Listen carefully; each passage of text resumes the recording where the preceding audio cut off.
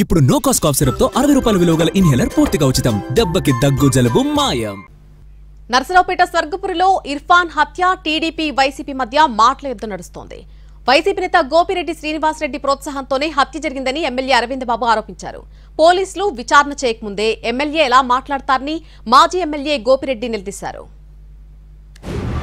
నర్సరావుపేట పట్టణంలో ఇంతకుముందు మాజీ ఎమ్మెల్యే గోపిరెడ్డి శ్రీనివాసరెడ్డి మరి అండతోటి ఇబ్రహీం అనే అతన్ని బోరకట్లో కూడా చంపడం జరిగింది.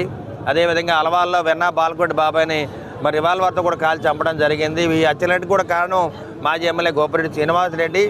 మరి క్రిస్టియన్పాలెం నివాసుడైన ఇర్ఫాన్ మీద ఈ హత్య జరిగింది. మరి దీనికి పూర్తి బాధ్యత గోపిరెడ్డి శ్రీనివాసరెడ్డి మాజీ ఎమ్మెల్యే తీసుకోవాలి. అదేవిధంగా కాదర్ అనే అతను కానీ వాళ్ళ తమ్ముడు కొడుకు వీళ్ళందరూ కూడా దీంట్లో భాగస్వాములు.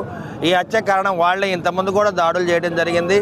ప్రతిపక్షంలో ఉన్నప్పుడు కూడా తెలుగుదేశం పార్టీ నాయకుల మీద కార్యకర్తల మీద కూడా దాడులు చేసేవాళ్ళు. ఇజ్రాని వీళ్ళందరూ మమ్మల్ని మా మీద దాడి చేశారు, ఎన్నికల ముందు ఎలక్షన్ ముందు బాటిల్ వేశారు, నువ్వు వాళ్ళని కొట్టొస్తే మీకు వార్డు ప్రెసిడెంట్ ఇస్తామని చెప్పలేదు. నువ్వు వాస్తవాలు కాదా ఇవి? ఏం మాట్లాడుతున్నావు? నీకు బుద్ధి జ్ఞానం లేదు, ఏం మాట్లాడుతున్నావు తెలియదు.